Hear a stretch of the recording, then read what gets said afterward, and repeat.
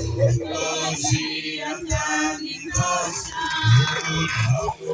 ya bila sadaka, nategemea daima, yote chini ya kisha.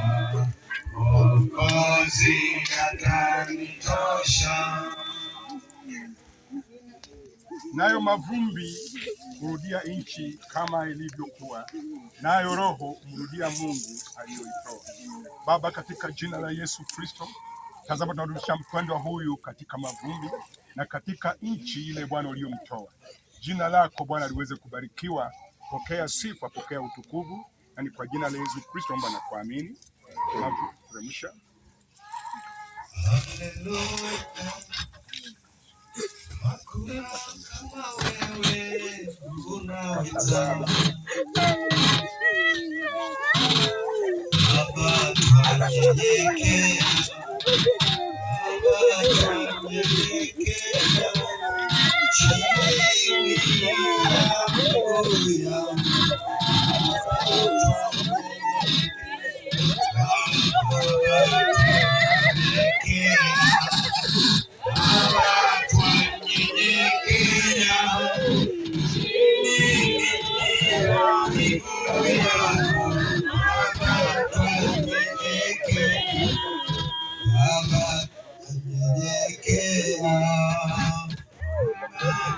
tunyenyekea, chini ya miguu yako.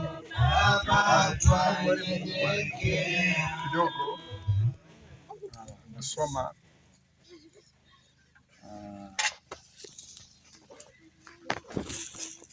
kwa jasho la uso wako utakula chakula hata utakapoirudia ardhi ambayo katika hiyo utwaliwa, kwa maana mavumbi wewe, nawe mavumbi utarudi. Bwana, wewe ni mavumbi, kwa mavumbi ulitolewa na kwa mavumbi tunakurejesha, na jina la Bwana lipewe sifa. Baba, katika jina la Yesu Kristo, asante Bwana kwa tendo hili ambalo limetendeka Bwana. Mwanadamu umetoka katika mavumbini na ukasema Bwana, katika mavumbi hayo tena atarejeshwa. Tunaweka mwili huu mahali hapo awali Baba, ukauhifadhi hadi siku tarumbeta zitakapolia.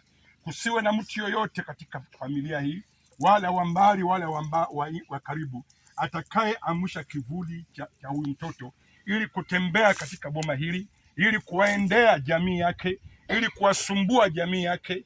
Yewe na kutangazia hapa, wacha kivuli chake tulia mahali hapa, usitoke mahali hapa. Ninafunika kaburi na damu ya Yesu Kristo, na ninatakasa na damu ya Yesu Kristo, kwamba libaki kama limetakasika. Pokea sifa na utukufu, na ni kwa jina la Yesu Kristo tumeomba na kuamini. Amen. Mungu awabariki. Mweze kuwepo.